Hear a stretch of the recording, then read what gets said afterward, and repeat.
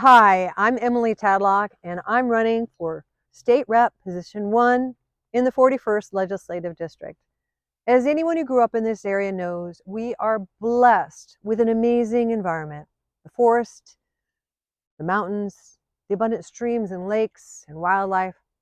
We all want to protect our natural environment. But many of the progressive policies enacted to protect our environment, including our forest assets, are doing the opposite of what they intended to do. The mismanagement of public lands and forests has increased fire danger. The green technology, such as wind turbines installed throughout the state, is threatening wildlife like critical hawk nesting grounds. And poor management of transportation, with a focus on building bike lanes rather than commuter lanes, has contributed to increased traffic congestion and increased time stuck in traffic, which creates more carbon emissions.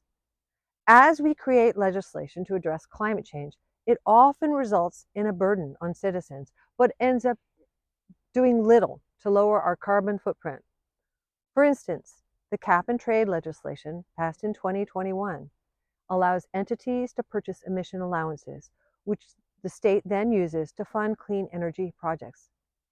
So far, $2 billion has been collected from the carbon tax, which funds the cap and investment program. And yet many of these funded projects do little to green the earth. For example, $4 million from the fund was appropriated to the Washington Department of Ecology and Whatcom County to deal with flooding in the Nooksack River Basin.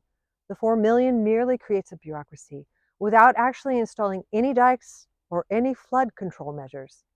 There are better ways to reduce our carbon footprint rather than an unnecessary carbon tax that is hurting both businesses, families, and individuals.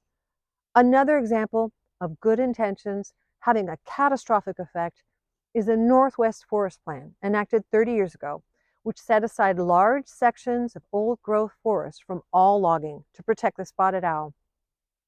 19 million acres of the 24 million acres set aside in the plan fall under reserve category, which means they were set aside from active management to cultivate old growth.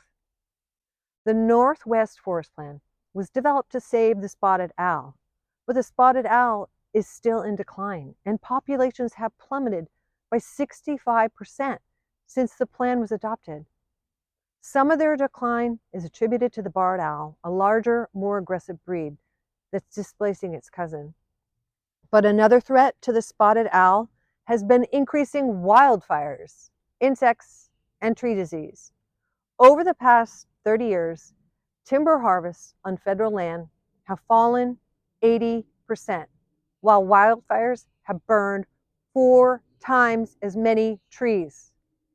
As of December 2023, catastrophic wildfires have destroyed more old growth and mature forests than were added since the Northwest Forest Plan was enacted.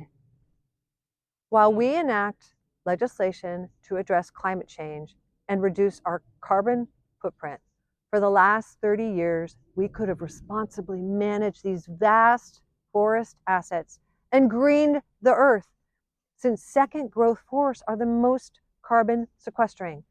This means that as we harvest forests, they are replaced with younger, more carbon sequestering trees. We should seek a balance and responsibly manage and harvest our forest assets, perhaps taking a lesson from our indigenous predecessors. Native people across the country periodically set fires to the landscape to prevent larger fires and promote plant species that served their cultural practices. It's okay to responsibly harvest our forest assets.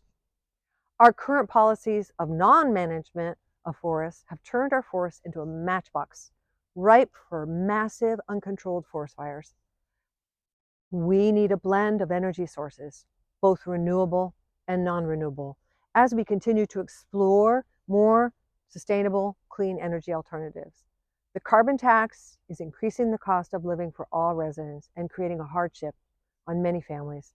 The carbon tax increases the cost of all transportation vehicles and farm equipment that both deliver and produce our food.